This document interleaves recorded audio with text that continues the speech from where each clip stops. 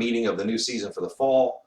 I'm Steve Davis. I'm the president of Tallmadge Soccer. I think we have some other board members on, in particular Linda Brown is on, who is the vice president of Rec. We are, as we kind of move forward here, we're trying to grow the Tallmadge Soccer program. And so I got involved last fall. So now this is kind of starting me on my first year of kind of being with the program. And so there's a lot of things that I'm learning in terms of how the program kind of functions, how we can try to make some improvements and things and that sort of thing. We have fully integrated formerly Sousa players into the program, and there's obviously been some changes that were made when we did that, trying to kind of mesh the two programs together, run it very similar to how Sousa has run it in the past, but then try to fall in line too with some of U.S. Soccer's standards that they have in terms of how we develop players even at the youngest of ages, and kind of get them to kind of fall in love with the game. So there's some changes we made that were kind of based on that, in particular how we shape the numbers and the size of the teams that we put together. So we did that in the spring, and I thought it was good, where we played, for example, 3 versus 3 with kids that were under 5. And it would be nice if our rosters were bigger. If we had more people on the team. There were some teams that start off with like 5 or 6 players, but by the end of the season they were down to 3. And if one player didn't turn up, then it caused problems. But in terms of going out and the appropriateness and being able to play and touch the ball a lot, when you have less players and you're sharing the ball with less people, that makes a big impact in your enjoyment of the game. When you're out there and you're playing 7 versus 7 with 3-year-olds and they never ever touch the ball, how much fun could that be, and how much kind of excitement, enthusiasm are they developing for the game? So U.S. Soccer standards say that when you go that young, you want to be 3v3, then you start to build up. You're 5v5, then you go 7v7, 9v9, 11v11. So that's kind of the standards we've kind of fallen in line with. Now, the issue is, as far as our rec program is concerned, is we found that you are at the mercy of how many players register. And so, for example, our U14 age group this fall only had, I think at the start, we're at about 12 to 14 people who had registered total. And so that makes it really difficult to say we're going to have a league with only 14 kids. And yes, we would like to be able to have those guys play in bigger numbers, but you need a lot more kids in order to do that. And so what we're discovering is, as the kids get older, in the recreational level program, a lot of kids start to either leave the sport or they move on to the travel side or something like that. And so the numbers kind of go down. We have really good numbers when the kids are younger, but as they get older, the numbers slip there. So the way we tried to tackle that this year was by making a street soccer environment, which basically just means that when the kids come out, if we have 12 players, they'll all have their jerseys on, but we'll divide them up. However many kids are there that day. If we have 12 kids in the program, we'll have 6 on this team and 6 on this team. We'll play 6 versus 6 on a field. And they'll play to goal and all that stuff, but it'll be different teams every week. It'll be the same group of 14 kids, but you basically just put jerseys on half of them and then play against each other. And then the next week you kind of redo the teams, and so we can make the teams a little bit different or a little more competitive or whatever, and then they can play again. So that's kind of the idea of that and why we're doing the street soccer format and how that's going to work. And the reason being is just simply numbers. It would be nice if they could play 9 versus 9 or something like that, or even 11 versus 11.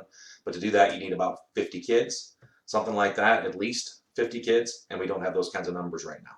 So hopefully as the program grows and we continue to stay with this and we advertise and good word of mouth, hopefully, and all that kind of good stuff, we'll get more numbers out, and then we can actually have those kinds of numbers and play with bigger goals and all that kind of stuff as the kids get older. Does that make sense to everybody? In terms of that, I know that was a big question that people had in terms of why we're doing it certain ways. We also have a little bit of, the fairgrounds is a big complex. It's nice, but at the same time, when you have rec and travel playing there, it gets small pretty fast. So we were lucky enough to have Tony Leipold, who is in charge of our field maintenance crews, and Tony's been he's the vice president of Tallmadge Soccer.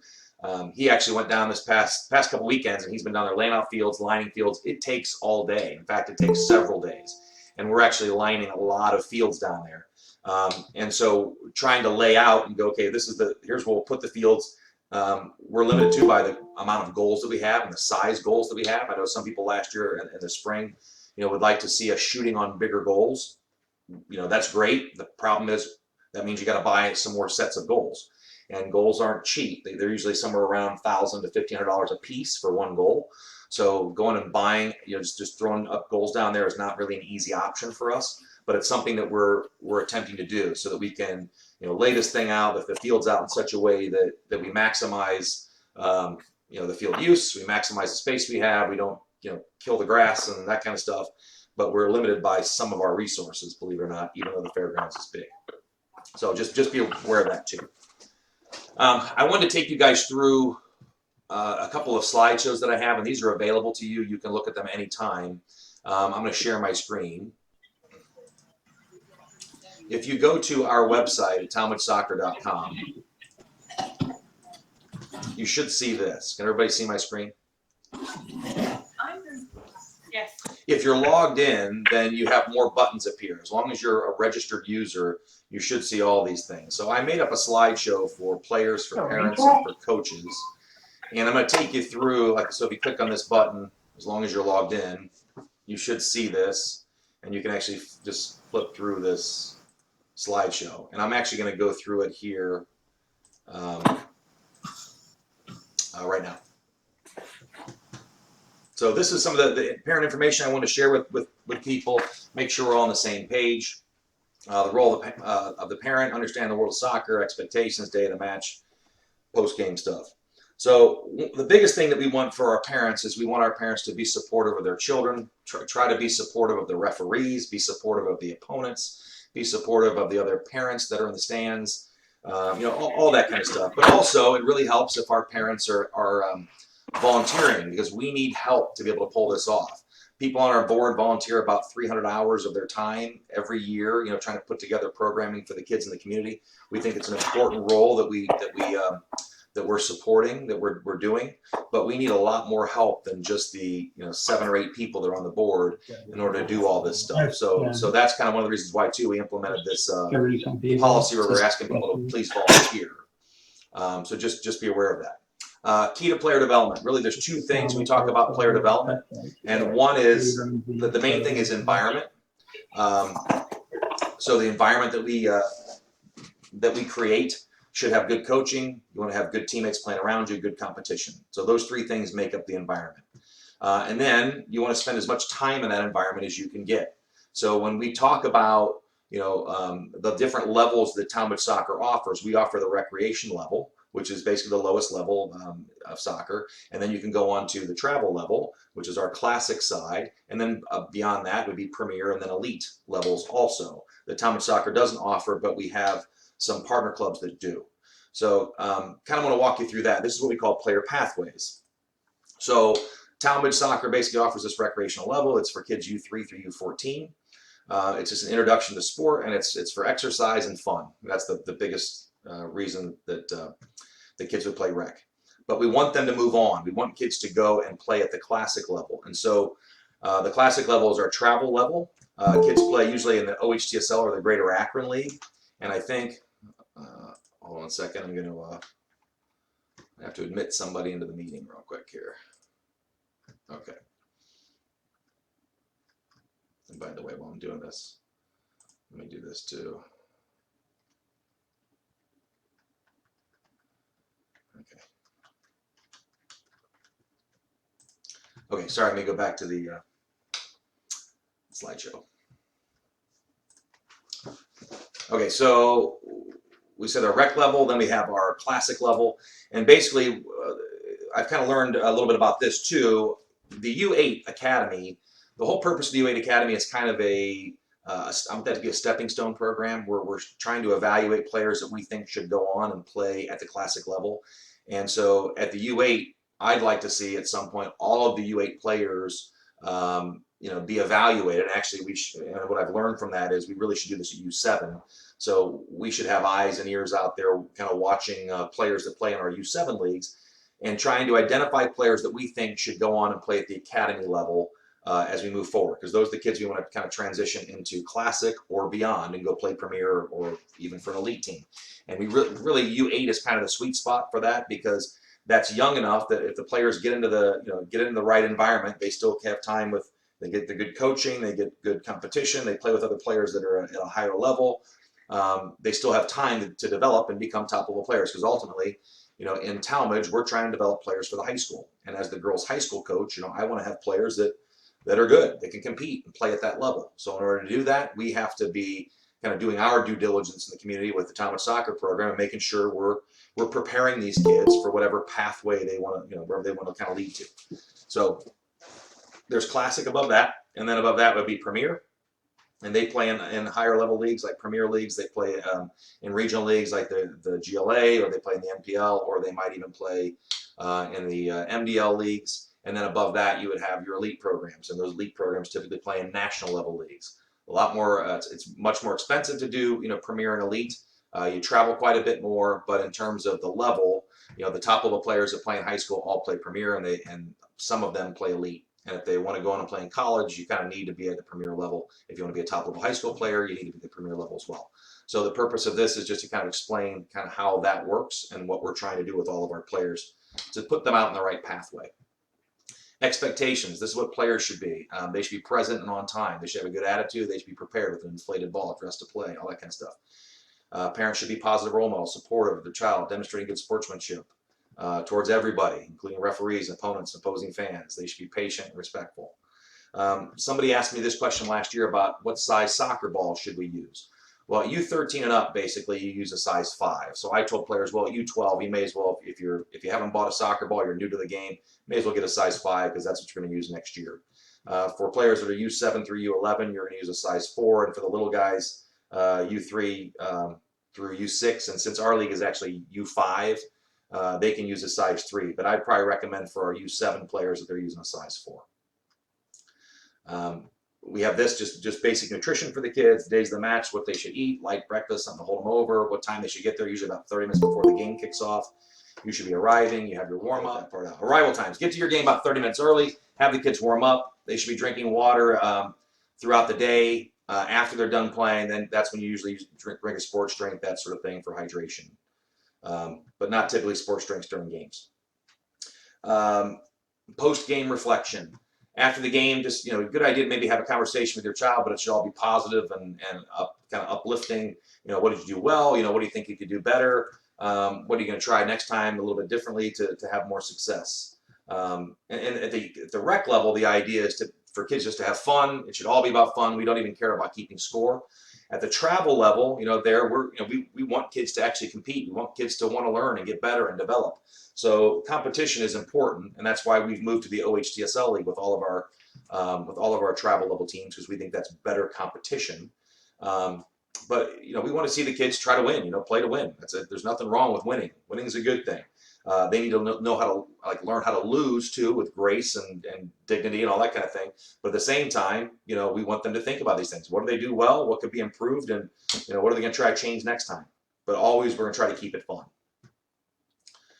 Okay, so that's it as far as my this one slideshow. You can find this, like I said, on our website. If you go under, I think it's under Parents.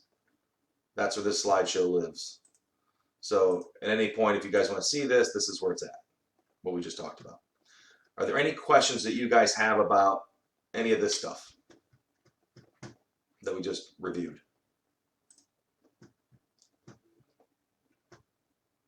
No? Okay, so with that in mind, I'm going to have a second part to this meeting, and I basically want to ask you guys too, give you a chance to ask any questions that you have in this first part, and then we kind of go to the second part of the meeting, which is to talk about kind of coaching roles.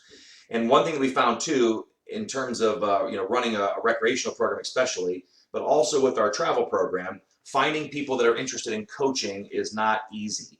And again, it's a volunteer program that we have. It's all volunteers, and so we would love to have more people have the confidence to volunteer to be a coach. And a lot of people, I believe, don't do that because they're afraid that they don't have enough soccer knowledge. I get that all the time. Well, I played football, I played baseball, I played basketball. I've never played soccer. I don't know how to coach soccer. So this is one of the things, the second part of the meeting is to kind of talk about, how do we coach? What are ways that we can improve as a coach, and maybe give some more parents the confidence to say, I'm willing to do this. just to give, I don't think Linda would mind me bringing her up, but Linda was new to Tallmadge soccer in the spring, and she came out and said, hey, I'm willing to volunteer as a coach, but I've never coached before, and she was apprehensive about doing it, and I said, well, don't, number one, it's rec, it's a recreational level, and so it's that's how typically all of us start. You start at the rec level as a coach. You get your feet wet, you kind of learn what you're doing there a little bit, and they're rec level kids, they don't know much better. So when you go out there, just any kind of interaction you have with the kids is going to be a positive thing. As long as you got a smile on your face and you keep them moving and there's soccer involved, they're going to be happy. And so I said, but we're also going to do some clinics. So we're going to do an online clinic where we get together and kind of talk about how to be a coach, and we're going to do something on the field. So we can kind of show you, how you might do this and run a practice. And not only did she come out of that with a lot more confidence, I think, from the coaching clinic that we ran online and the one we did in person at Tallmadge Stadium. But she is now actually kind of running and heading up the rec program after just one season of coaching in the spring. Now she feels confident enough to help out and run other teams' practices. So it doesn't take long, for people to gather enough knowledge to be able to run a recreation level practice. For our travel level players, we do want people that have more experience and that sort of thing, and so that we will definitely do. We'll be looking for people that have more experience at that level, and sometimes we even bring in we might bring in some high school players that can kind of help out on staff. We might even bring in from time to time some professionals that actually do this for a living, coach soccer for a living.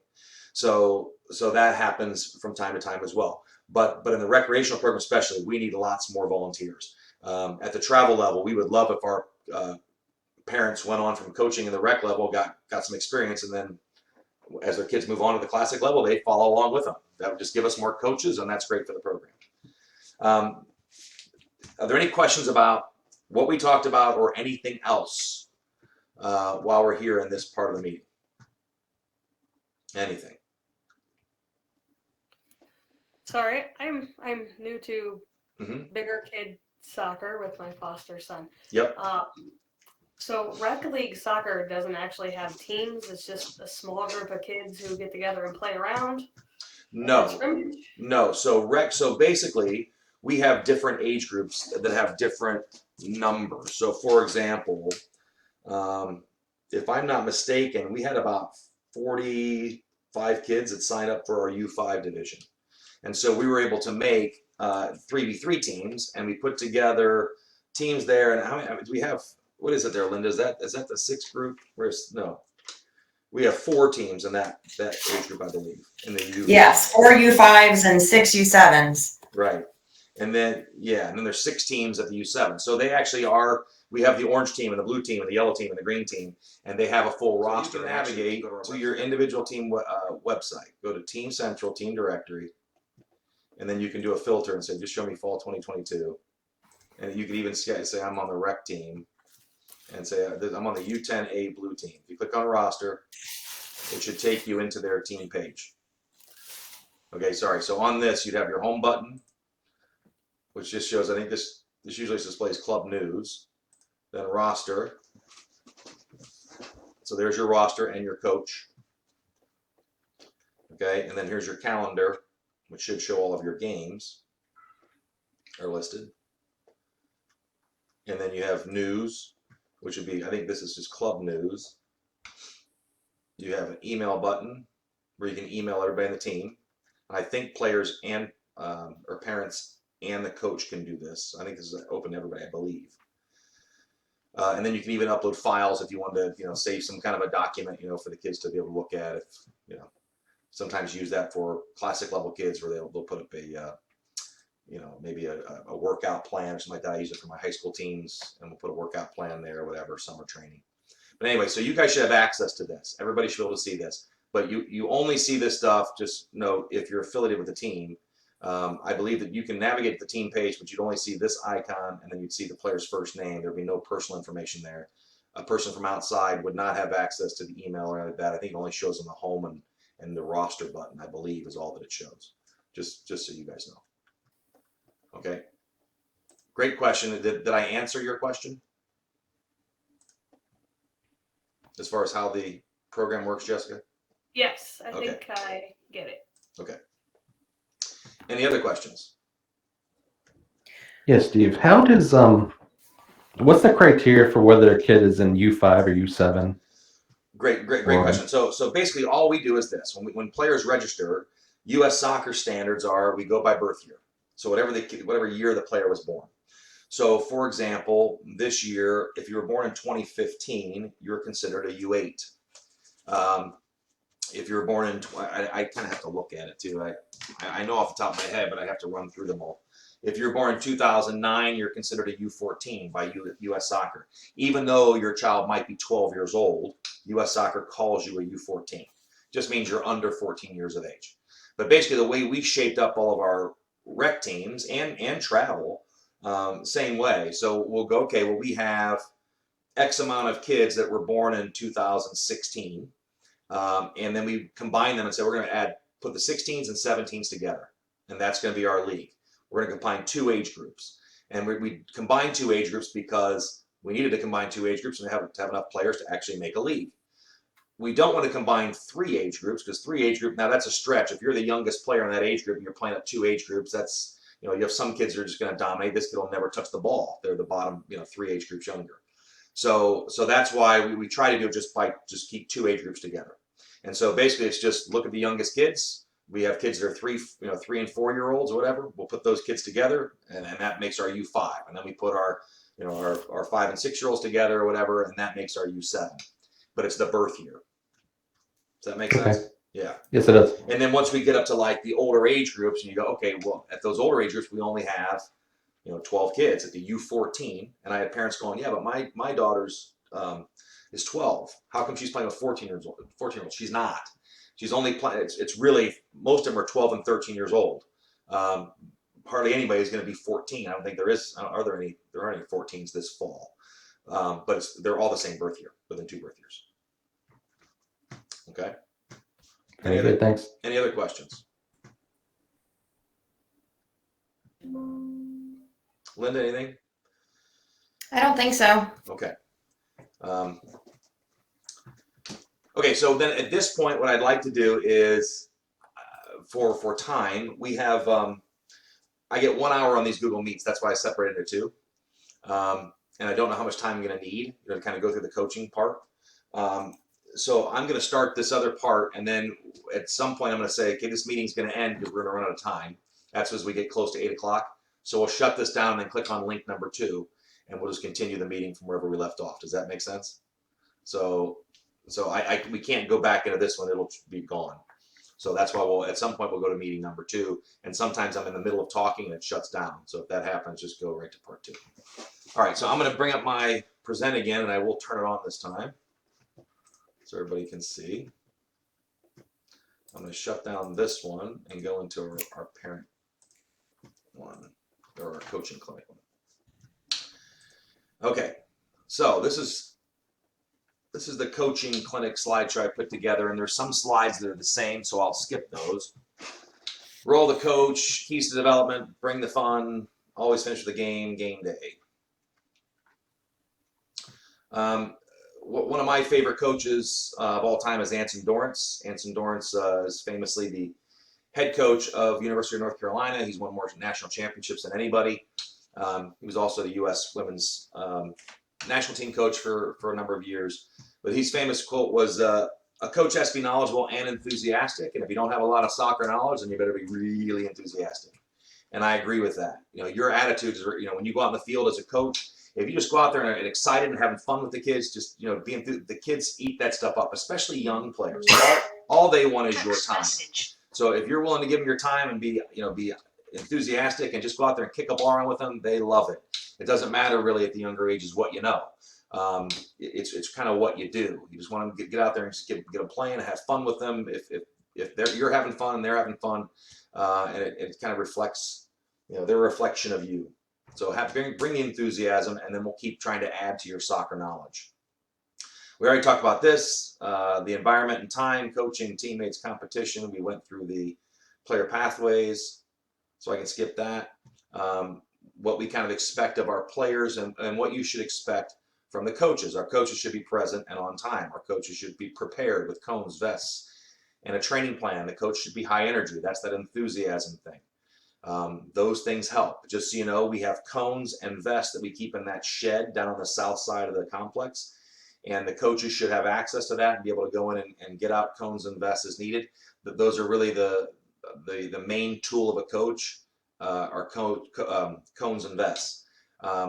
There was a lot of people, I think, that were first-time coaches too last year. They were a little bit concerned that they didn't have a goal to shoot on, and so they thought, well, if we're not training on an actual soccer field, the field that we play on every week, that's a big problem. I, as a coach, rarely do I have a field that's lined, and only sometimes do I have access to 2 goals, because we're sharing fields. In a premier environment, we're sharing fields all the time. And so maybe you only have 1 goal, you don't have 2. So you just got to make goals out of cones, or you make them out of sticks, or sometimes we'll grab the kids' actual bags. We'll grab their bag and set it down on the side and put 2 bags there, and that's the goal. So you got to improvise a little bit and just kind of figure out how to set up your field, but that's not really a big deal. Training at the recreational level, I think we showed this, and this is where I realized that I was in the wrong spot. Okay, let me go admit somebody again, and I'll try to go back to the right slideshow this time.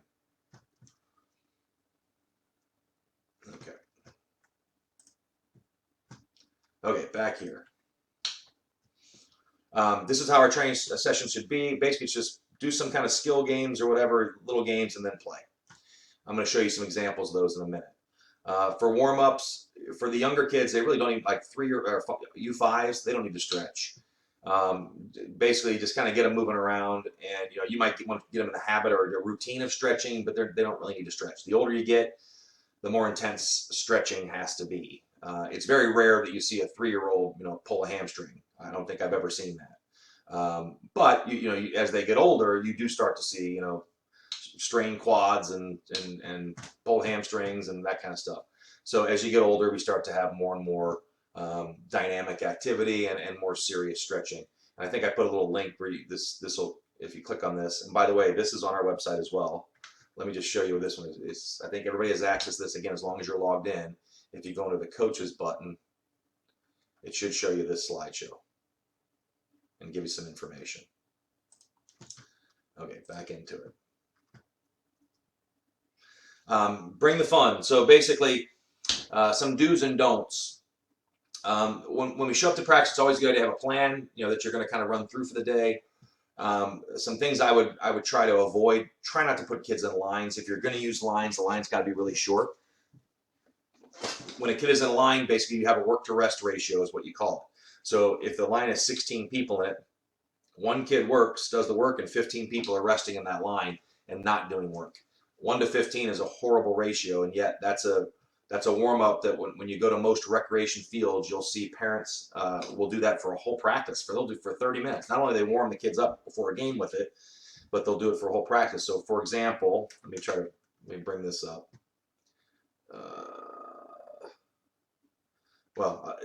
I'm sure you've seen this before. We have the whole team lines up in the middle of the field. They all have soccer balls. They pass the ball to the coach. Coach lays it off, and they shoot on goal. There's nothing wrong with that, except for the fact that the line has 15 people in it. So if you're going to do that, keep the line short. Try to have 2 lines, and you have 3 or 4 people max in the line. So when they pass you the ball, they get a lot more repetitions in. We'll talk about that a little bit more as we go. Are my players getting enough repetitions? Because the younger ages, when we're talking about 3, 4, 5, 6, 7, 8, 9, 10 years old, it's mostly all about skill. All we're trying to develop are how they dribble the ball, pass, receive, head the ball, those kinds of things. All the skills is what we're focused on. The most important skill for younger players is dribbling. So we really want them to be comfortable running with the ball. So we want to make sure that whatever we do, we're getting tons and tons of repetitions with them actually dribbling the ball. Do they have enough space to work? A lot of times, we'll set up a field and we make it so small that it's unrealistic. They don't really have a whole lot of space to do stuff. So the space can't be too gigantic, but it can't be so small that they can't do the work. So that's another question that you have to ask yourself. Try not to coach too much. The kids aren't there to listen to you talk. The kids are there to play. So if we can do games that are more basically, I'll teach you the rules of the game, then we're going to go out and play it. And then every once in a while I'll stop and give you a little tip on how we can play the game better. But that tip is maybe a 20-second little bit of information on how they dribble, what part of the foot they use, trying to get their eyes up as they dribble. How do they change direction with the ball? Those kinds of things. But it's just a 20-second little, here, try this, and then get them back to playing the game. Always a good idea to ask the question, does what I'm doing look like soccer? Are the kids running with the ball? That kind of thing. Is the spacing right? Or does it look like, it's going to look like bumblebee stuff where the kids just kind of follow around the ball wherever it goes. The ball has gravity to it. That's going to happen, up until the kids are about U8. When you start to see that change, you start to see the kids really spread out and start to knock the ball around, and a little bit of passing happens. But up until U8, you don't usually see that. It's just all bumblebee soccer.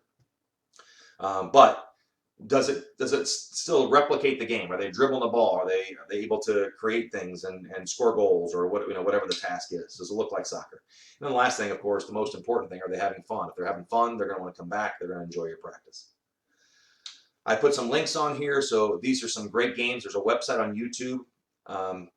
It's something Mojo. You just type in Soccer Mojo. It takes you to this site, and it's awesome. They even have an app that you can put on your phone. So this is what I recommended when we did the coaching clinic in the spring. I said, everybody get this app, go into it, and just click on the freebie stuff. But there's some great stuff in here. This game's for all the kids who love Band-Aids. We're playing Hospital Tag. Here, we're developing balance and coordination. Can you guys hear this, by the way? Is it playing? Okay. Hello? Yes. It's working? Okay, you can hear it? Okay. Skills and having some fun. Use 4 cones to create a square space. Everyone gets a ball. Here's how it looks. Players dribble the ball around the space while trying to tag each other and not get tagged. Hold your arm, hold your arm. If they tag your arm, hold one arm in. If a player gets tagged, it's a keep your boo-boo arm held or in. an owie, whatever you want to call it. So tag games are some of the best games you can play, because if you watch these guys, number one, everybody has a ball. So there are no lines. So if you can avoid lines, it's always best. They're just playing a game where they have to dribble the ball and try to tag somebody. So without them even knowing, they're working on skill. They're working on the skill of dribbling the ball, changing direction, all that kind of stuff. And then in that environment, you can teach them, okay, hey, you're not dribbling the ball with a proper surface. You use the outside of your foot to dribble the ball. That's how you dribble, not with the inside. You use the inside to cut and change direction. But you always dribble the outside, and you can even say dribble with your pinky toe, because that's the part of the foot you're going to kind of use. You turn your foot out and use your pinky toe to dribble. Get your knee up, get your eyes up as you're dribbling. How do you see people? Don't let them tag you. Get away. Bigger touches if you want to go fast, smaller touches if you want to be under control. So just playing a little game like that gives you all those things to work on in dribbling, and it's fun. Here's another little game. They call it Sharks and Minnows. This is a classic. Cue the Jaws music. It's time to play Sharks and Minnows. This one's an oldie, but a goodie. It's virtually foolproof, and it also helps players learn to change speed and direction while dribbling to get around obstacles. Use 4 cones to create a rectangle that's wider than it is long. You notice too, when they do this, is we talk about giving them enough space to work. So this is a 30-yard by 20-yard space. That's a pretty good size space. And they have what looks like 3, 4, 5, 6, 7, 8 people. So 4 versus 4 or whatever. That's an appropriate size space for a game. When we play 3v3, when we set up our rec fields there, they're 20 by 30 for 3 versus 3. So for this game, 30 yards by 20 yards is an appropriate amount of space to do this particular game, which is, well, I guess you'll see. But basically, they're all dribbling their ball around, and the shark is trying to steal as many balls as he can. Right now, that's the coach. And then if the coach steals your ball, then you become a shark, and we go to the last person is caught. That's basically Sharks and Minnows. And then they have other games, Wreck-It Ralph, where the coach just comes around and tries to knock your ball out while you're dribbling. You don't actually join them. If you get knocked out, you probably got to do a little penalty, which is maybe 5 toe taps or something like that, and you get back in the game and play again. There's all kinds of these little games. I said these are for players that are U5, and I'll let you guys kind of look at those on your own, but you can click on those and see what these games This look like. game's for all the This game's for all the kids. Cue the Jaws music. No cuts. Okay, it made me play all of them. These I have for U7s. So these are appropriate for 7-year-old games. So it's similar. You can do these with 5-year-olds as well, no problem. Then I have one for 10s. So as they get older, they can start to do more passing things, and this would be appropriate stuff. Let's play with some. You'll never walk alone. All right. Are there any questions about that stuff? So basically, going back, if I was running a practice for the recreational level program, basically my practice would just be that. This would be the game portion. I would just play Sharks and Minnows or Wreck-It Ralph or something like that for 37% of my practice, and then the next 37% they're just going to play. We're actually going to play a game to goals, just go on the same on the field that we're going to play on, if it's available, or I'll throw down cones and make up a field and set up a couple goals with bags or cones or whatever, and we're trying to shoot on the goal. But basically, that's how I would run a practice with rec level. 2 of those games here, and then play the game of soccer, and then do your little warm up and cool down at the end. That's pretty much it. And like I said, you can find all that stuff on YouTube. But I have about 16 ideas right here. For rec, you're only running 1 practice a week for 7 or 8 weeks. And so in those 8 weeks or whatever that you're doing practices for, you're talking 8 practices. So literally, this could get you through an entire year just playing those a couple games, get you through the whole season. So there's not a whole lot to it. I'd love to see more people go, yeah, I'll try that. I wouldn't mind being a rec coach, coming up. This doesn't look too tough. All right, let's move on to now for a classic level, and I don't want to intimidate anyone here. I'm going to go through some ideas just because I think it's good to have this kind of soccer knowledge, but this isn't stuff that I expect to be shared with rec level players once we get into here. But this is what I would expect that we're trying to teach at the classic level, and so kind of what players move on to. And that's why as a high school coach, I like to see players that have a foundation of all these things when they come into my program.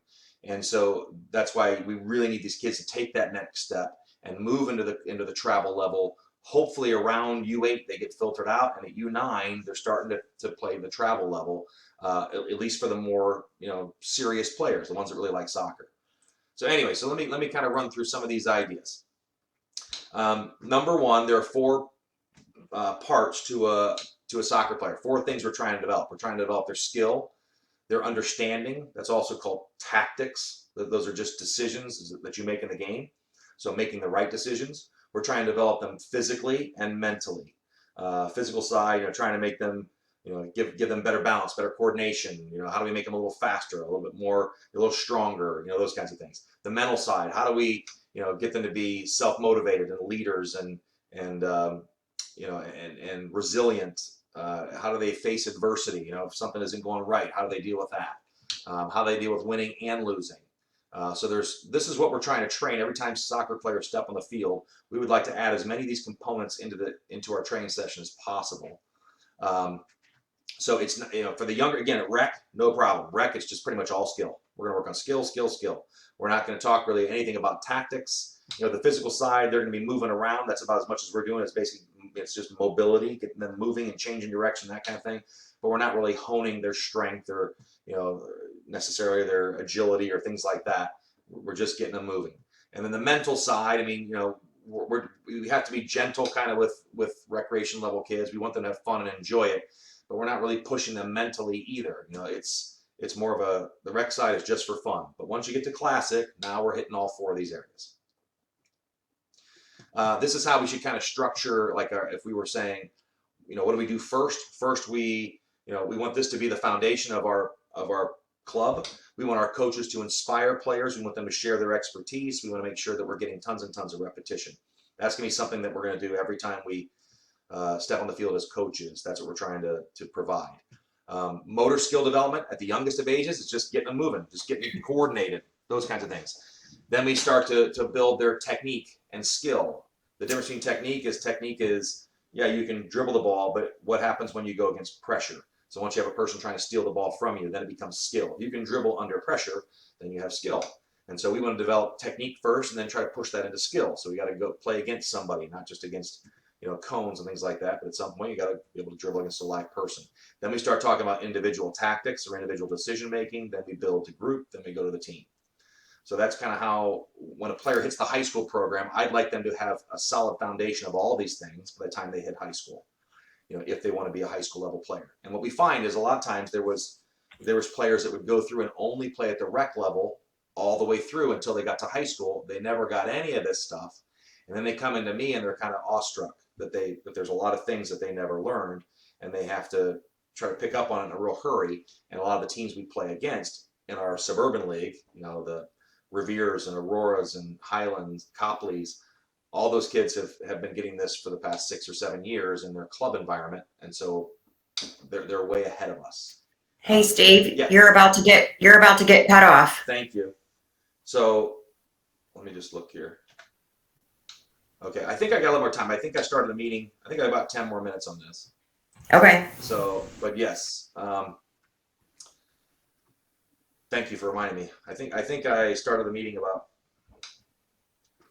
12, but whatever. I think about another 12 minutes. So I'll go for 10 and then we'll switch. Okay. Okay. Back in. So this is just kind of explaining what inspiration, expertise, repetition means, which I'll let you guys read at your own pace. Individual tactics, group tactics, team tactics. So tactics are just basically decisions you make in the game. When you have the ball, there's only 3 things you can choose. If I personally have the ball, I can either pass, dribble, or shoot. Those are 3 things I can do.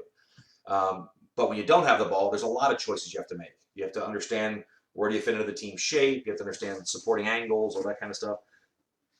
So we have to know that we're basically developing the individuals so they understand this better decision making. Then we start to build into, okay, now small groups. What do you do?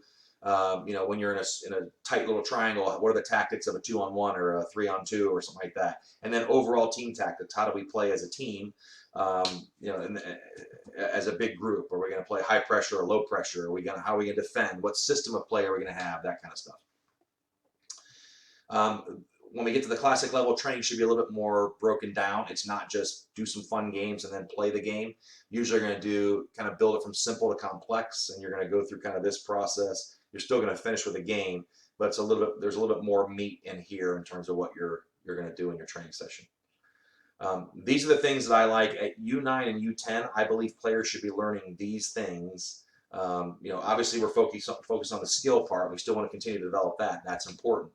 But they have to start learning some tactics. And so they have to learn shape, angles of support, options with the ball. Like we just said, if you have the ball, it's either dribble, pass, or shoot. And in general, you dribble when you have space, you pass when you don't have space, you shoot when you're within range, have an angle, you know, of the goal, and you have some space. So these are basic tactical ideas I want every player to learn at 9 and 10. Right now at the high school level, I have kids coming in and they've never learned this stuff. And so I kind of changed this to, instead of U9, U10, I just call it high school level 1, level 2, level 3. I'd love to start at level 3, but we're finding that we have to pretty much start at level 1. I'm going to kind of go down this for a few minutes. I guess I'll show you kind of what I mean by some of this stuff. And again, this isn't to scare or intimidate anybody. I want you to know that. I just think it's important to kind of know that there is a process that we use to try to train athletes to prepare them for the higher levels. And unless they go through that process, then they don't know what they don't know, and that's a bit of a problem. So I'm just gonna open up just an idea here. So I'm gonna try to bounce back and forth between this. So we said shape. Just so you know, as far as what your shape is, team shape, you always hear coaches say, keep your shape, keep your shape, keep your shape. Well, what does that mean? Well, in general, the shape is a big circle. Okay, so I'm going to show you what that circle is. So this is a 7 versus 7 game. You have a goalkeeper, 3 backs, 1 center mid, and 2 forwards. Okay, so here's how you make this into a circle. If I connect all these players, just draw a line to them, that's a circle. And then you have a player in the middle. So in general, you typically have a big circle with somebody in the middle of it. If you play a 4-3-3, you'd have a big circle with 3 players in the middle. If you play a 4-4-2, you'd have a big circle with 2 players in the middle, and so on. But that's the basic shape. So when we say shape in attack, we mean a big circle with a certain amount of players in the middle. When we talk about angles of support, okay, we're not going to worry about defending as of right now. I'm just going to move some players around. But in terms of angles of support, players always need to be in a position where they can help. So this is the player with the ball. The ball always needs somebody to the right of it. That would be over here. The ball always needs somebody to the left of it. That would be this guy over here. So if he stuck his left arm, he's pointing that way. He sticks his right arm, he's pointing there. Okay, and they have to be at an angle so that the ball can make it past the defender. So if you look at this, these angles are pretty good. We can definitely play that pass and make it past the defender without the defender intercepting. Now, if this player was in a bad angle, which happens all the time, players don't think about angles and they stand there. I'll even exaggerate it. We'll make them stand here. If you were like that, obviously we can't pass the ball. It has to go through this player's body to make it to this person. So this wouldn't count as a good angle because the defender's in the way. That's why this player has to move. So the ball always needs support to the right, to the left. It needs deep players. That would be this player. So players far away. These two players would be far away. So that's a deep player, and then what I call a connecting player. This player that's in the middle that connects these close players to these far players. So this player might show and give an angle here where the ball could travel there, and this player could then turn and take the ball. Let's see if I can make him turn and take the ball and dribble that way, whatever. But he's now trying to connect to this player, or maybe even connect with this player. Okay, so the ball, the shape is a big circle with some players in the middle. The ball always needs support to the right, to the left, deep and connecting. Deep players are more mobile, but you got to try to keep your shape. So we don't really want this player coming all the way back into here. We'll get the ball back here again. I want this player to stay deep. I do want this player to move, but the player is usually going to move into just a place where he can get the ball. So the ball can connect to him. Are there any questions about that?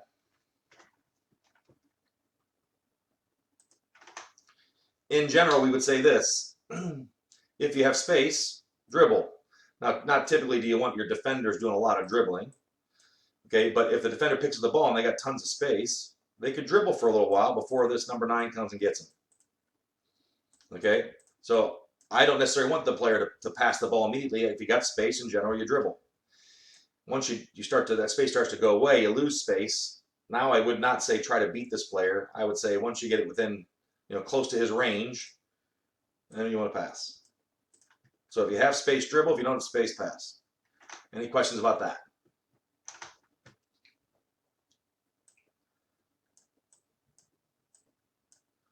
When you're within range of the goal, which this person would be within range of the goal, this player is thinking about shooting. Pass, dribble, or shoot. If you're down here and nobody's in front of you, you got an angle at the goal, why not take a shot? Okay. Any questions about any of that stuff attacking wise? Those are just basic principles of attack. And that should be taught at U9 and U10. As far as defending goes, we're going to talk about, right now, I guess I'm just going to focus at this level only on basically the pressure side of it, which is what we call the first defender.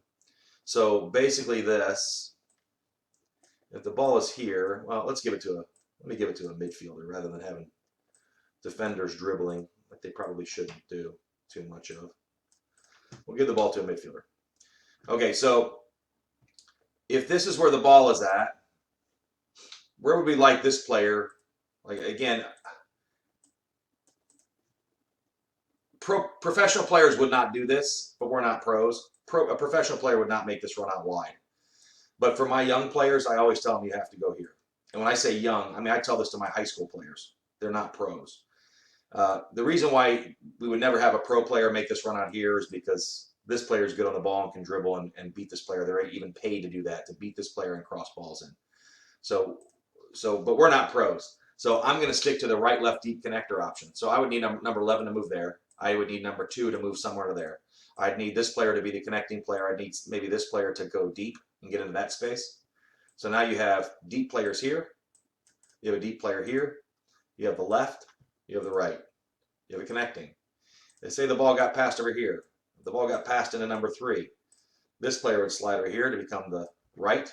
We need somebody to become the left. It might be this player. And by the time the ball switched over, he should be back in here and then be able to get over here somewhere. But this player might have to run all the way to here to be the left. Your connecting player typically is this player, but it doesn't have to be. But now you got your connecting player maybe in there. You have a deep player who would maybe be up in here somewhere. And right now we're not worried about offside, so we'll put him in there somewhere. And this player maybe is over here somewhere. Still kind of a circle. As you get closer to the goal, it becomes more of an oval, just because you have less space to play in. But you still can connect these players with one player in the middle. Does that make sense? Okay, now defending wise. Now let's talk about defending for a second. As the ball travels, we should be organized. We should know who we're marking. So this is an outside back, center center mid, forward, forward. And the numbers do mean stuff. I'll talk about that in a minute too. So as the ball travels, let's say the ball gets passed from, how would we organize this? Let's see. Could be that player. This guy's free. Guy's there. We'll slide this guy in, slide this guy in. Something like this is how we probably have to defend this. Anyway, we're only going to worry about the first defender. As this ball travels from number 4 to number 3. You have 3 minutes, Steve. Thank you. I'm just going to finish this one point, then we'll shut it down. We'll start the other meeting. As the ball travels from this player to this player is supposed to close down as the ball travels. Okay, this player has 4 jobs. Close the ball down, which is doing this. Close the ball down. You want them to get in kind of a jockeying stance, which would be kind of like that. Let me put his other foot. Can I put his other foot forward?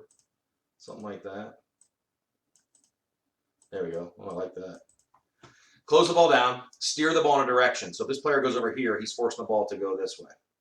The ball shouldn't be able to go to number 9. He's cut off the pass to number or to number 8 or 10. So just by shape. So close the ball down, steer the ball in a direction. If he gets close enough to the number 3, number 3's head will go down. He'll focus on the ball so he doesn't lose it to number 8. His head goes down, can't see anybody around him.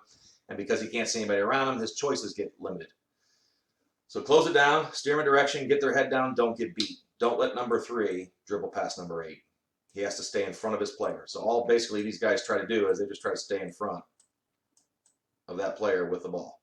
They just try to do that. As long as they're in the way of the goal, they can't do anything positive. That's the job of the first defender. The one thing I didn't say, the defender does not have to win the ball. I don't even want them to attempt to win the ball. Just stay in front. Okay, so that'll conclude the first part of our meeting. And we'll stop now. We'll go over and jump on the other link. And hopefully this won't be too long. Hopefully another half hour or whatever. We'll go through this and then be done. But I'll give you a chance to ask any questions that you might have. So I'm going to shut this one down and open up link number 2. Thanks.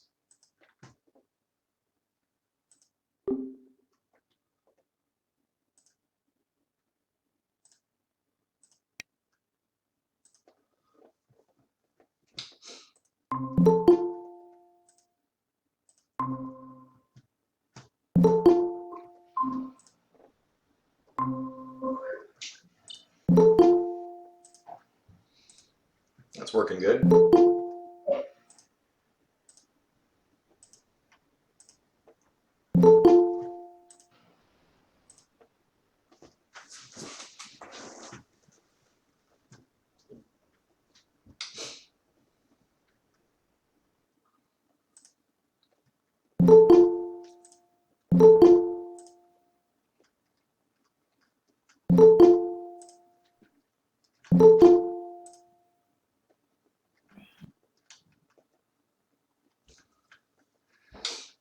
Am I still presenting? I don't think I'm not. Of course I'm not. I just started a new meeting. No, you're not. Okay. Okay. Let me go back in a minute, put my presentation thing back on.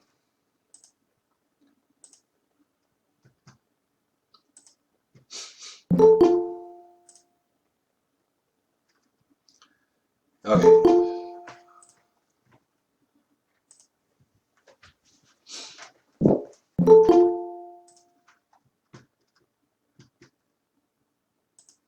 Okay, I'll jump back in here. So, first defender. First defender's job, like we just said, is to close the ball down, steer the ball in a direction, get the player's head down, don't get beat. That's their job. Their job is not to win the ball. That's a very important thing to understand. It is not number 8's job to win this ball from number 3. And so I tell all my players, okay, well then whose job is it? It's the team's job to win the ball back. It's the team's job to win the ball back. It's not the first defender's job to win the ball back. It's the team's job to win the ball back. Here's why that's an important distinction. Maybe. Okay. If this player thinks their job is to win the ball back, they're going to end up out of position. The second that this player's body is not between the ball and the goal, they're beat. So this happens all the time. This player is under pressure, and then we'll do this, and we'll turn his back to protect the ball, from number 8. And number 8 wants the ball so bad, the number 8 runs on this side of the player. Now he's not between the ball and the goal, and number 8, or the player just continues on to the goal. That's how you get beat. We don't need him to try to win the ball back. All we got to have him do is just stay in front of this player and just limit his choices, because really what we're trying to do is make the play predictable. So if he forces the ball hard this way, then the only place this player can play is number 11, and now number 2 knows that's where the ball's going next. Or this player could turn around, can cap out, turn around, and play backward. Anytime they play away from your goal, that's a good thing. If this ball were to go backward, all these players on the white team, I mean, everybody should step up. So if the ball got played from there to there, all these players would do this and step up. And now we've all gained ground. We've all gained territory. And again, if you had offside, these guys will all be offside, so they have to come back into position. So defensively, at 9 and 10, I want these players to understand those basic principles of attack and defense. As far as the shape of the thing too, basically you're trying to get a defensive shape as kind of a tight triangle. I'll talk about that more as we go forward. Small games, we want to play.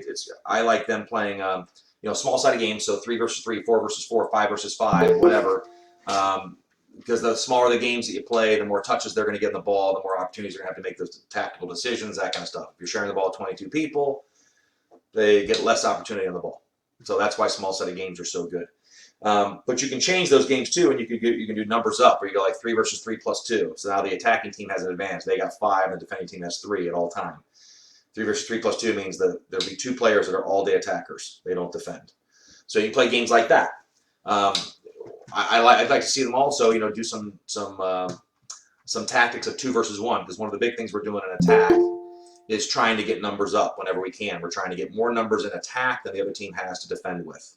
That's kind of the whole point of attacking, is to get more numbers in attack than the other team has to defend with. But anyway, those are the basic tactics for 9 and 10-year-olds I'd like them to learn, in addition to these kinds of skill things: juggling, come from the ball stuff, dribbling moves, being able to do pullbacks, elbows, V-pulls, chops, dip and go scissors, step over capping. How do they run with the ball? Pass with inside and outside the foot. How do you drive a ball with your laces? We work a little bit on shooting, and how do we strike a ball? Inside the box, you usually use the inside of your foot to shoot. Outside the box, you use your laces. And then as they get older, then we start to do different other techniques, bending and chipping and that kind of stuff. Okay, so now we'll move on to level 2 tactics. So I also kind of set up and say that the system of play is basically how you put your players in the field. How many defenders do you have? How many midfielders? How many forwards? Okay, so usually we talk 11v11. The most common system in the world is 4-4-2. You have 4 backs, 4 mids, and 2 forwards. Systems always go from the back. 4-4-2 is just the standard. In women's soccer, 4-3-3 is kind of a standard. 4 backs, 3 mids, 3 forwards. 4-3-3 is one of the best systems to teach in, because it's kind of more of a total soccer kind of a system. The backs have to get forward. The outside backs attack. They do a lot of attacking. The 3 mids have to kind of play central, so they really got to learn how to play zonally in defense and things like that. It makes them have to do a lot of stuff there and learn a lot of things. How do you actually play and defend in that system? Your 3 forwards, your outside forwards, have defensive responsibilities. They got to come back and defend, and so you got them understanding they got to work hard as a forward. They don't just get to stand up there and wait for somebody to play the ball. So I like that 4-3-3 system, which is the 11v11 side of it. If you're playing 9v9, then you would say we're going to put them in a 3-2-3, and that's how that would replicate a 4-3-3 system at 9v9. So you can kind of pare those things down to get the different ideas. Anyway, so 3-2-3, if you're playing 9v9, let's play a 3-2-3. That's what U11, U12 players play in a 9v9 system. So let's have them play in a 3-2-3. Let's figure out how do they defend zonally. We want to make sure the outside backs know they're supposed to go forward and support the attack. We just said all that kind of stuff. Forwards got to defend. Mids play central. Attacking, shape, angles of support, moving off the ball, shape of runs, timing of runs, that kind of thing. So again, we do a lot of this with our high school players this year. They don't really understand the concept of checking. They've never learned what a check is. And basically, it's just a way to try to find the ball. So let's exaggerate this a little bit. In order for a player to play, as you get older, you need to have space. So the question is, how do you get space? Because in theory, everyone is marked. So it should look something like that, let's just say. And let's say that this player has the ball and wants to pass to somebody. Okay, so the question is this: if they're defended tight, okay, that's, I'm going to exaggerate it, that's not enough space to really work. So this player has to somehow get away from number 8. So what you do a lot of times, you do what's called a check, which means that this player will go this way, both take the defender with them, and then all of a sudden this player will sprint back to the ball to try to create some separation between the defender and themselves. That's a check run. You just go away and come back. It makes like a little check mark. Okay, so the purpose of checking is to get yourself space, take your defender away and check back. Now if the ball gets passed, they've got room to receive it, hopefully, and do something with the ball because they've created that space. Most of my players don't know how to do that at the high school level. That's something that we have to be teaching them. Again, at the classic and travel level. It's also a good habit, young, to get these kids in the habit of scanning. And so what scanning means is this.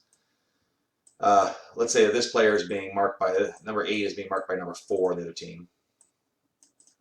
All right, when this player checks into the ball, so they're going to check away to go get the ball. The ball's on it's going to be played into this player.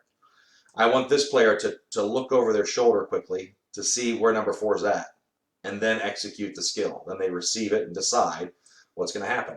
If the number 4 is this far away, this player might decide when this ball gets played to turn around, turn and run with the ball, turn and dribble. Maybe dribbles that way, or dribbles at the defender, or whatever, dribbles at this defender. They turn. If they have space, turn. If you don't have space, if you turn, scan over your shoulder, which all scan means is just look over your shoulder and see what's behind you. If you scan and you don't have space because the defender is in your back, tight, then your first choice might be to immediately play the ball back. So instead of turning here, this player might just lay it right back to number 3. So 3 knocks it into number 8, runs forward, ball gets played right back to number 3, and now number 3 dribbles the ball. Okay? Scanning. Checking and scanning. 2 skills that are very woefully under-taught or not taught at all. And we have to get better at teaching those things, especially by 11 and 12 years old. They have to learn how to do that. Combination play. Combinations are basically, the way I define it, is 2 or more players working together to beat a defender. So, for example, the most common little combination would be this player dribbles and draws in number 8, then passes the ball to 11, then runs past him, the ball gets played back. What is that combination called? Anyone? Bueller? That's a give and go. That's a give and go. That's a give and go. Wall pass, give and go.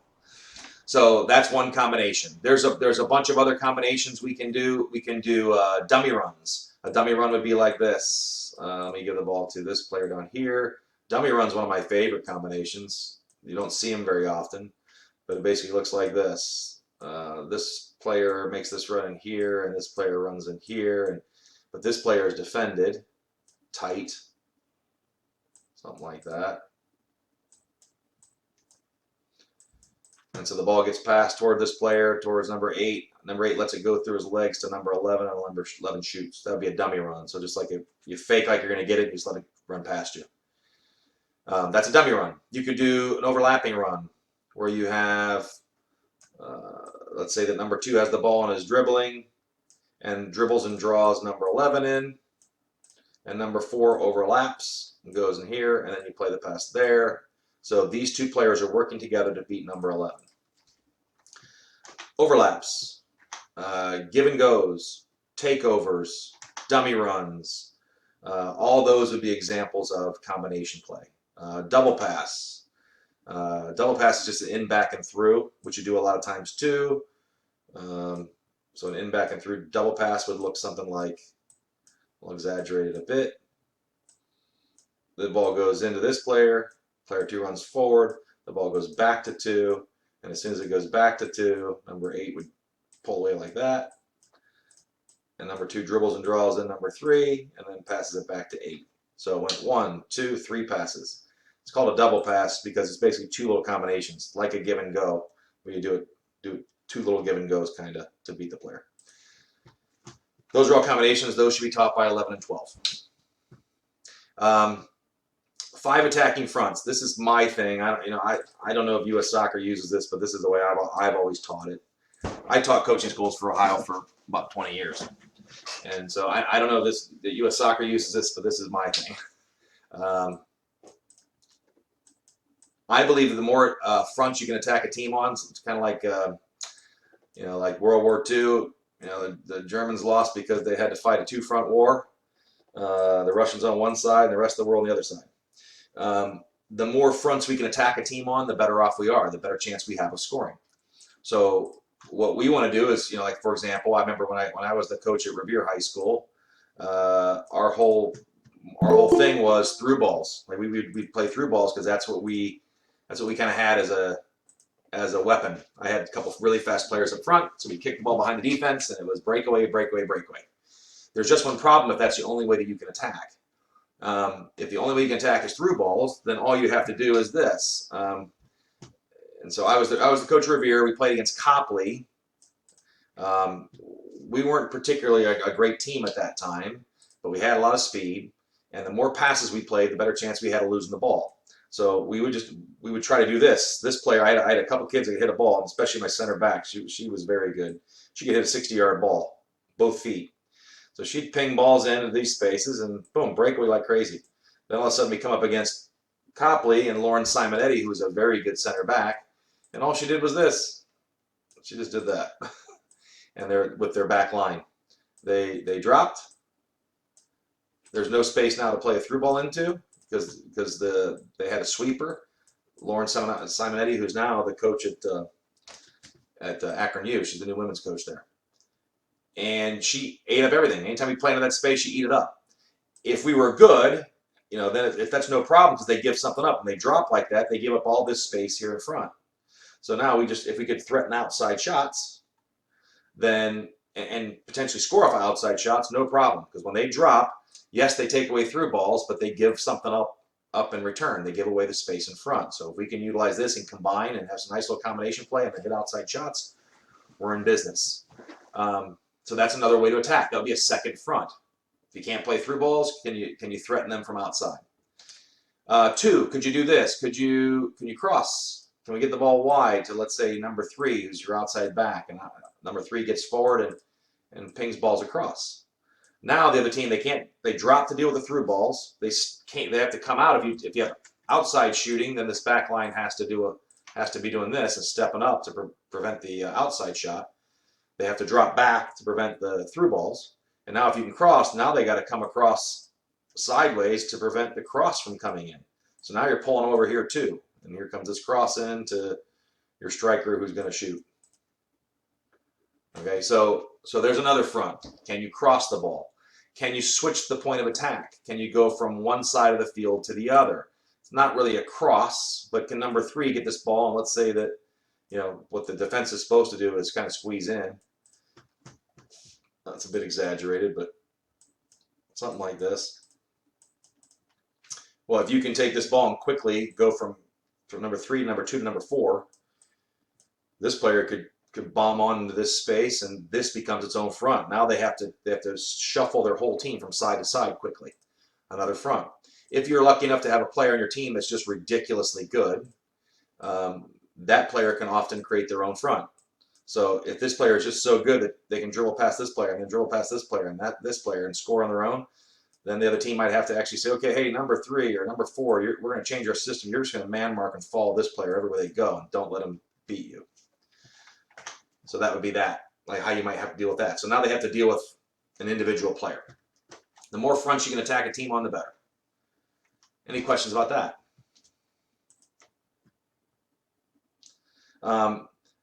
When we go in, I'm going to talk about just a couple more little things, then we'll move on from this.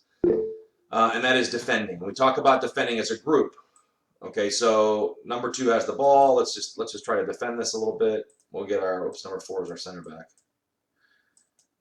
These are our 2 forwards. There's our center mid. Okay, so when we talk about defending, number one, what I always tell my players is what are you defending? You're defending the goal. Okay, and the person with the ball, I call this is basically the point of attack. We call that the point of attack, because that's where the ball is. The ball is the point of attack. And basically, wherever the ball is, this guy's got it. I point my hands to the goal post and extend them. I'll point my left hand at this post. This guy points his left hand at this post and his right hand at that post, and then I just expand him a little bit. So that's what we're doing here. That's the dangerous area.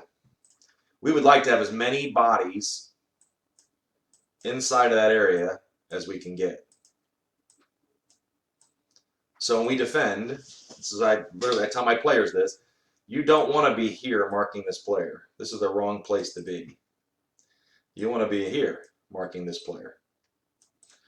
And the reason being is it's going to take a certain amount of time for this ball to go from here to there. Let's say it takes 3 seconds for the ball to travel from here to there.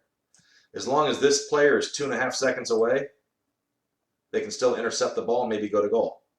So that's the right place to be. The advantage of the player being squeezed in, the ball has to go through now another 2 players before it can go in the goal.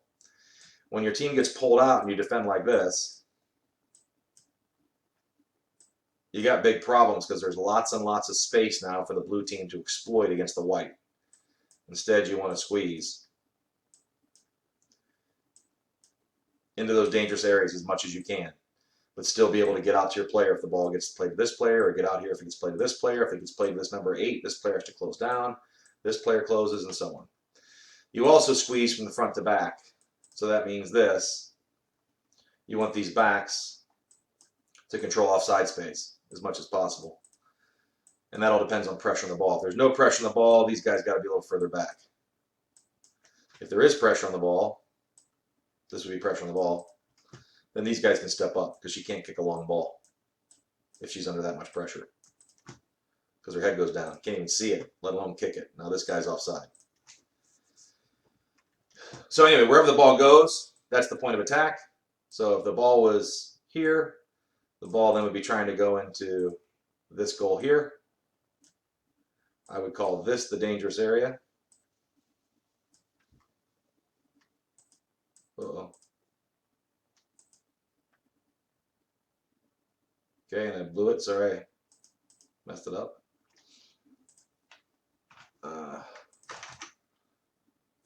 That would be the dangerous area, and we want as many whites inside of that area as we could get.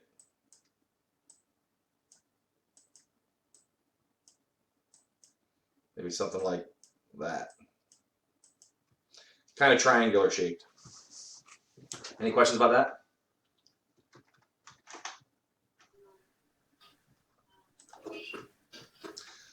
So anyway, so what is the point of me talking to you guys about this stuff? Well, number one, I think it's good to kind of know that there's more to the game than just, run and kick it. As they get older, there are things they have to know in order to play at that high level. And again, for me, our community program is totally devoted to, yes, giving people an experience, but as far as the highest level we offer in the community, it's our high school teams. It's our girls' high school team and the boys' high school team. And so we want to make sure that when kids get to those levels, they're prepared. One of the things I don't like is I've seen players come through and actually make it to our high school team, and they've never learned any of this stuff, and they're not prepared, but they have aspirations because they played the rec program in Tallmadge their whole career, and they want to play in college. And we can't turn back the hands of time and give them those 8 years back that they didn't prepare. And so, we really should blame ourselves for not doing a good enough job of educating the players in our own program, but also letting people know that there are other levels beyond Tallmadge soccer. Players should go on and play at the premier level. Players should go on and play at the elite level if that's what if they're serious players. But we want to make sure that they do that young, so they have time in that environment. If they choose they don't like it after that, great. But one of the other worst things is a lot of the times these kids go, well, my daughter's now serious about soccer. She's 14, and so she's ready to go to a premier club, and so that she can prepare for high school. And again, the answer to that is it's too late. If you're going to do that level, you're going to play a premier, you really should go out at U9. You should be looking at a premier club at U9, U10, We want kids to look at Premier.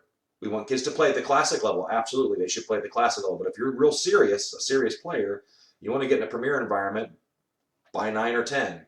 And then if you don't like it, go back to just playing classic. But at least you're not behind. But when players say, no, she's not serious, we're going to wait until she's 14, now they try out and they can't make the team. They're not good enough. When they were plenty good enough at 8 and 9, by the time they're 14, the other kids that have been in that environment playing against better level competition, playing with other players that are high level players, getting professional coaching, they can't catch up. So I just want to make sure everybody's aware that there's a lot to this.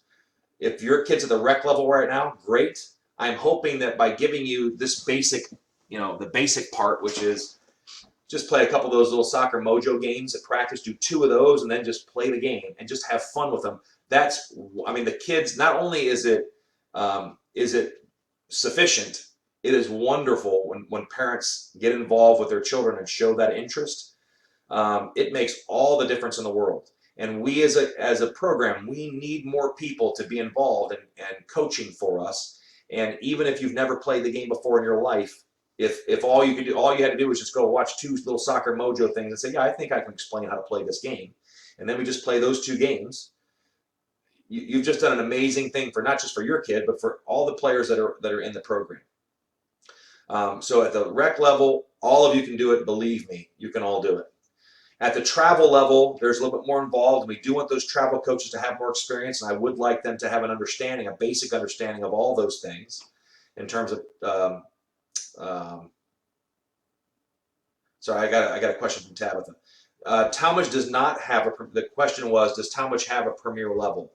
Tallmadge does not have a Premier level. Tallmadge offers, like I said, I think I said that first thing with the player pathways.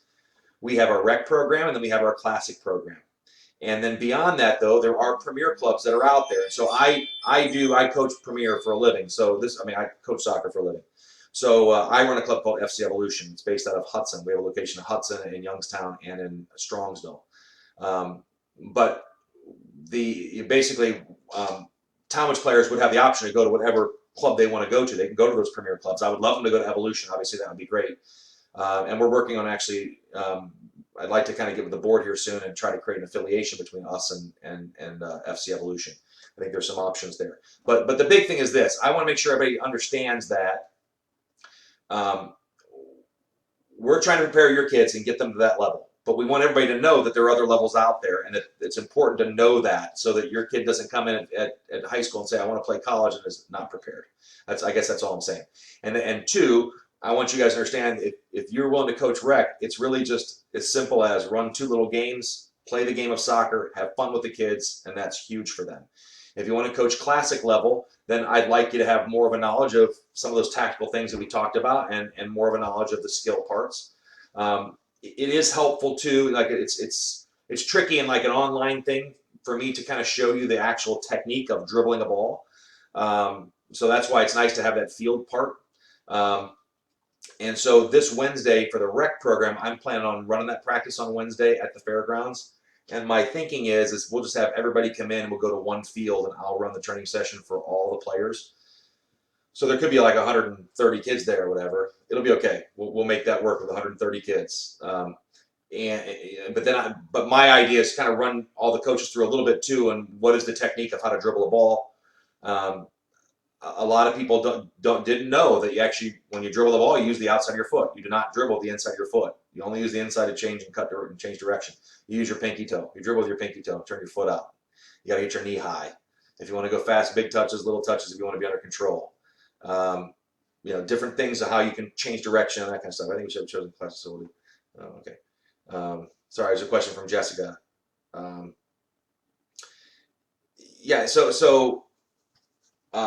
Anyway, so those are some of the things I think that we all kind of have to, kind of see and learn. But the great thing is nowadays with YouTube, you can learn a lot just by watching some YouTube videos and just if you just type into that thing, pretty much anything. How do I dribble a soccer ball? Somebody will pop up and explain it to you. Hopefully they're showing you the right thing. But literally you could just go, okay, I'm working on this one game today. We're going to play that Sharks and Minnows game. We're just going to dribble. Just look up how to dribble a soccer ball and then do the best you can, teaching the kids how to shape their foot and touch it like the guy on the YouTube video did. that literally just 10 minutes of research could prepare you for your practice, for every one of the practices throughout the season. I feel. Lynn, do you think that's true? You think that's fair? That just that anybody can do this. It's nice, especially the rec level. Anybody can do that. And then when we get to the classic level, then we want those more experienced coaches, and that's why I'd like to be able to do more stuff for our classic coaches to train them and make sure we're all on the same page with how we do things and have a curriculum that we all follow. So that's part of kind of what I see my job as is putting together that curriculum, making sure everybody's on the same page with how we do it, and we can implement this stuff, but also understanding that a lot of these kids do have to go on. They'll outgrow the Tallmadge program, and that's fine too. Because again, eventually they come back and they play for our high school team, and that's when they'll represent us to the community. And I frankly would love, as the Tallmadge high school coach, to be beaten, have Copley be afraid of us every year when we step on the field, and Highland and Revere, and for them to dread coming to play against Tallmadge teams. And so I think we do that by educating the parents on how the whole thing works. Because a lot of people didn't even know that Tallmadge soccer is a step up in the past, because it was all classic. We didn't have a rec program. They didn't know that was a step up from Sousa. They thought it was just an alternate program. It's like, no, that's actually the travel level. And then beyond that, then you have your premier levels, like the FC Evolution, and then you have elite levels. Beyond that, there's Olympic teams. I worked the Olympic program for 20 years. I was the Olympic coach. And so there's a level above that. So I think it's just good that everybody knows that, and they see it and understand it and can ask questions, and then put their kid in the right environment. I'm sorry, I had another question there from a parent and it flashed too quick. Let me see if I can find it. When moving to travel, is there tryouts or that's so for travel, there is not tryouts per se. But for Premier there is. For Premier you have to make the team. For the classic level, we want players to go and get into the classic level by U9. That's kind of ideal.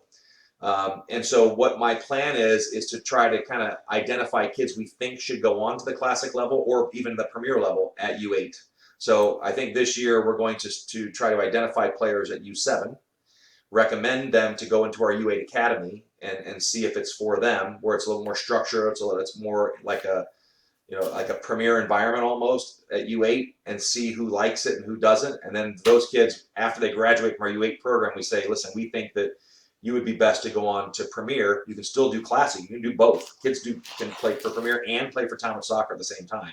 A lot of our kids do that, and we can even offer incentives, financially, to make it so that it's financially not a burden to do both.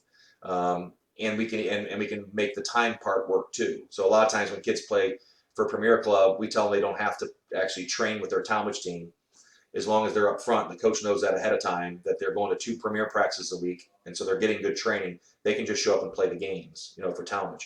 So that's nice, because then we don't lose that player. Our team still, the community team still gets to kind of have those top players around and competing with them, and plus they're playing with their friends, people they go to school with, but they're also getting that higher level of play at the premier club. So that's really pushing their speed of play and all that. Are there any questions about what we've talked about tonight at all? Any questions or comments, or can you guys just give me a little bit of feedback on what you thought about this? Was this beneficial? Was it helpful at all?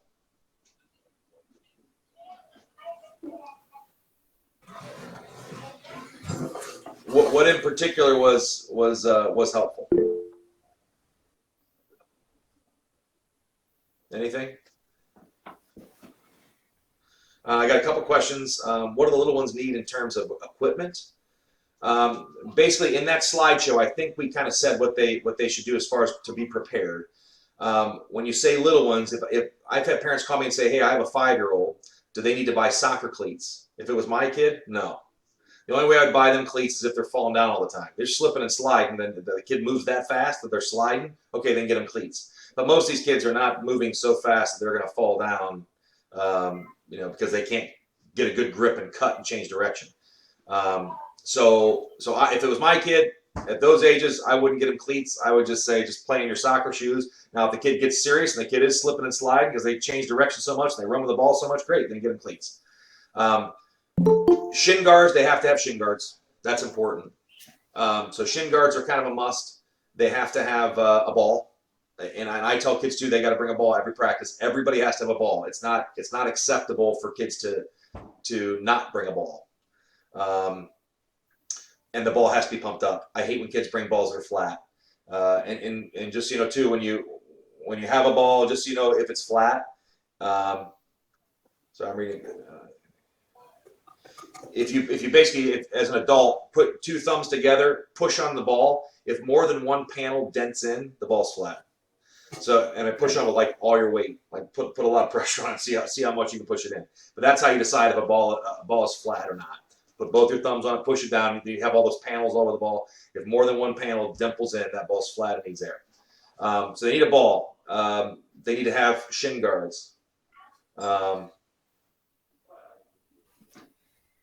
They not a bad idea to have a bag to put all this stuff in. I think I even have that in the parents thing. It kind of says what to pack in your bag. So that should be on that little slideshow thing. Okay. Anything else? Anything else that we gotta? Did I answer that question? I'm rambling now. Hi, my name's Kim. This is gonna be Yep. my first year coaching Yep. under 7. So I was just, being new to Tallmadge. Mm-hmm. Like Wednesday is the first practice. Right. The field, like the equipment, all that stuff. I thought we'd learn a little bit more about that today, like Sure. for new coaches. So as far as so what I was thinking was this. So on Wednesday, and this is why I'm doing it this way. On Wednesdays, I want to have all of our rec practices from 6 to 7 on Wednesdays for a reason. That way, when we show up there, we actually could have, for those one age groups where we said there's 6 teams in this age group. In theory, we could have 6 coaches there, and we could put all 6 teams could be in just one big space. We could make some, just throw out. If it was me, that's the way I would do it. I would make 6. Have all the teams go to one space. I wouldn't worry about being on the field that we necessarily play on. I'd want a big space if it was me. And I just make my own fields up real quick. And then I go, okay, now we're just going to all train together, do some kind of, just play those fun little mojo games, do a couple of those, talk about dribbling and how they run with the ball, and then have them play. But the nice thing is then you have support, Kim. So you're not there on your own, just kind of go, okay, now what do I do? You have 5 other coaches there that can help you. Maybe there's 5 other coaches that are more experienced, or maybe you're the most experienced and you're helping the other 5 coaches to come along. So that's why we do it 6 to 7 on Wednesdays all together. That's the whole purpose of that. We got people we can lean on. In terms of equipment, there's sheds there. I will text all the coaches, or Linda will give you the code to the shed. You guys can get inside of there. There should be jersey vests, training vests, and cones. I think what I've done, I put these little mini cones inside of the bag of training vests. So basically, you just pull out one of those bags, take it to your field, and then share it with the other players that are there at the U7 age group. You can share that with the other coaches, and then just run your practice. There's a question: Are there? I'm reading this as we go. Are there goalies at U5? Let me get back to that. Does that answer your question, or is there more to it that I didn't answer? Yeah, I played soccer probably 20-some years ago, CYO. So I don't know, like youth, and my kids played youth years ago. So yeah, probably. How do you find out the rules? Like, how many kids are playing in the game? Do we use a goalie in under 7? Yeah. I did make rules. Let me look and see where they're at. I did define this last spring.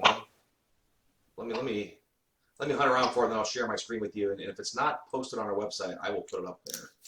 Do you mean the 3v3 and the 5v5 rules? Yeah, I think where is that? Is that on my, I put that, I have it somewhere. It's one of those slideshow thingies. Or no, it's not a slideshow. I wrote it up. It's, yeah. All right, let me, I'm going to look for it real quick. See if I can find it. We'll see who finds it first. I'll share it with you if I find it super 5v5. fast. I have the 3v3 and 5v5 rules because we didn't have 7v7 at that point. Right. So it's inside Tallmadge Soccer in the rules folder. Good question. Let me see. How could I'm going to share this. I'm going to just basically bring the screen up so you guys can see it. So let me go back here and share my screen.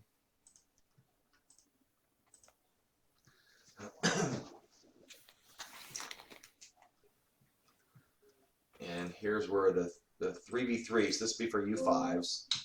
Here's these 3v3 rules. Field dimensions, 30 by 20. 40, 30. U16, okay, 20 by 30 for the little guys. 3v3, no slide tackling, goal scoring, game duration. So here's how we played the games. There were 4 10-minute quarters is what we were doing. And then for these U7s, they would do 12 minutes if they were playing 3v3. There are no goalkeepers for the 3v3 U5 age groups. But those are all here. I want to make sure that I will add this to our website so everybody has access to this and can see it. It looks like I didn't add anything for 7v7 because we didn't have any 7v7 teams in the spring. So I just wrote rules for these guys. And there's no keepers with the 3v3 either. For 5v5, we are supposed to have a goalkeeper. I do want to have goalkeepers though for 5v5. The only thing is, so this is where I'm a little bit apprehensive about that too.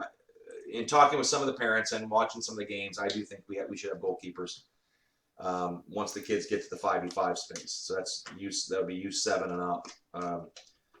Right? They're playing a 5v5 field.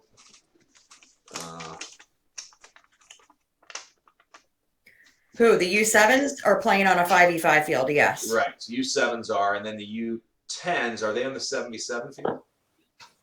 I think they might be on the 7v7 field. I'd have to look now. Let me see. Let me go into my schedules. No, I think we still have the 10s on the 7v or on the 5v5. Okay. I could be wrong. Hold on a second. Let me just look. Schedule says No, 7. You're right. You're right. And then the 12s are back to 5v5 because we didn't have as many Right. on each team. Right. So U10s are 7 versus 7. So we'll definitely have goalkeepers with 7v7. This is the other little tricky thing is we had, like with Sousa, they used like small goals, and that's fine. Some of those goals are really tiny. I personally, when I used to run my own program, I had what we call little kickers inside of my club. It was Everest back then. I use really big goals. I said let's have the goals be 10 yards wide. I want to see the games end with a score of 30 to 37. I think the more goals you score, the more excited the players are. So I always like that. But playing on the little goals, goals still are scored. Those little guys. So it's not a big. It works. But I personally would like to have bigger goals, but it's expensive. That's an investment the club would have to make. Thousands and thousands of dollars in order to get bigger goals. But anyway, this year I think. To answer your question, Kim, for U7s, it should be 5v5. Yes, they should have goalkeepers. We're going to do that this time around. And I think we're going to have one referee for the U5 and U7 leagues. There's going to be one ref. There were some complaints about the refs last year, which I don't know how there could be complaints because the kids did the best job they can. They're kids too. And they're like, well, they don't hardly blow the whistle. And yeah, I agree. I hate when kids blow the whistle and it just kind of comes out of the pool. That it should be a sharp, loud whistle and they should take charge. But remember, these are kids and they're terrified of the adults that are there on the sideline that might rip their heads off at any minute. So we have to remember they're kids too and try to help develop our referees. But there should be one referee for the 5 games and the 7s. And I think after that, I think at U10 and up, we're trying to have 2 refs. Okay. Any other questions?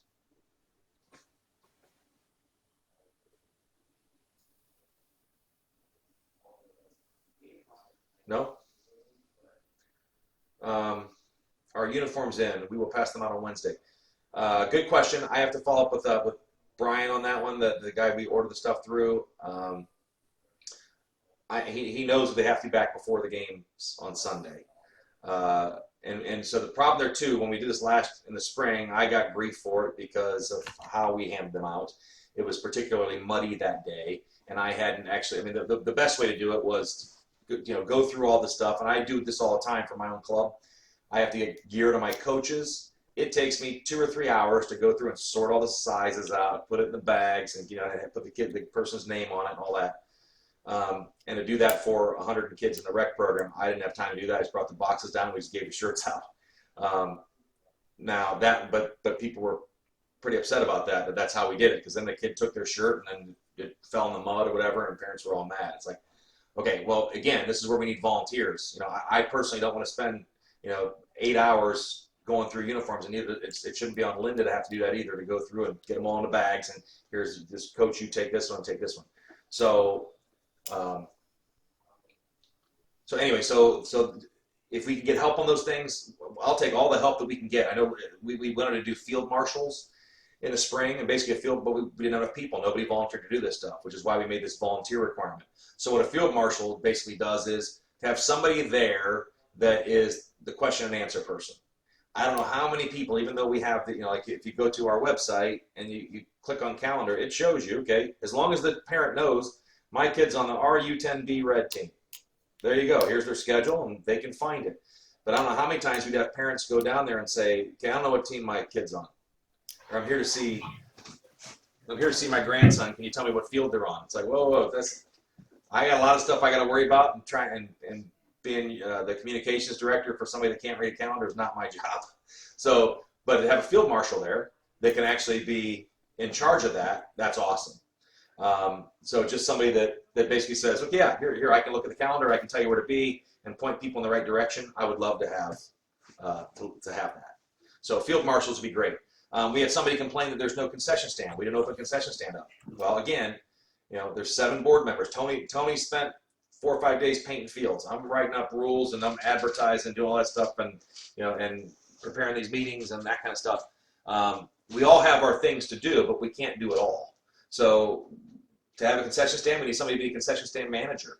Nobody volunteered for that. We had a couple people volunteer to actually work the concession stand, but not to manage it. So we really need somebody that would buy all the stuff, price everything, make sure we have help that's there to kind of run it, as we go. And then we can have the concession stand open. But unless we have the volunteers, we can't do it. So I'm up for anything, but just be aware, anybody that says we need this or this, usually then I say, great, that's a great idea. I love it. You're in charge of it. That's kind of how I love suggestions, but we need the help. Anything else? There's questions about I see Linda answering some of these things. Did these pop up for you guys? No socks, black shorts. Yeah, so we're providing jerseys that we're not providing shorts. I don't care what color shorts the kids wear. They can wear whatever color shorts they want, whatever color socks they want. If the coach says, well, can we all wear black shorts and black socks, great. I really don't care. The whole purpose for us is to be able to just identify the teams. And so as long as the one team is in red, the other team's in yellow, we should be just fine. And we did this in the spring. We gave out medals instead of at the end of the season, and we're planning to do that again this fall. At the end of the season, everybody will get a medal. People are upset about not getting shorts and socks, so the big thing for me too, this again comes back to the, how much time that we all have to kind of put into this. And so, Linda, again, bless her heart, giving out jerseys and things like that. And so here, I ordered a youth extra large, but my kid's too big for my kid. I need a youth large. And Linda's actually running around trying to figure out how to get this kid their youth large. Some people didn't show up, so she actually drove to their house and dropped off their jerseys and dropped off their medals. And that is way above and beyond, the scope of her true duties. But to say that I didn't want to be that person, because I know how that goes, having to run around and not only give jerseys out and get the right size and exchange things, but also shorts and socks. So I'm like, nope, we don't need shorts and socks. It's not something that makes any difference in terms of the success of the program.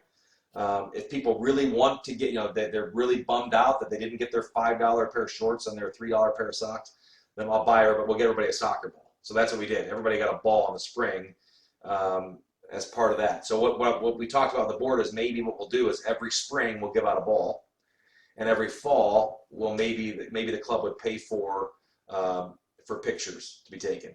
And we'd give everybody the club would pay for a basic thing.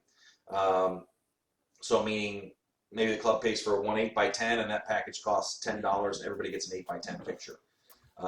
And then if you want more, then you can certainly up your package and buy more. But maybe the club does something like that to give a picture. I actually did photograph every team last year myself, post those on Facebook, and told people they can download the pictures and use them whatever they want. But I don't want to do that again this year. We're gonna hire somebody to do that, and maybe that just comes out of the club. Any other questions? Things I'm forgetting?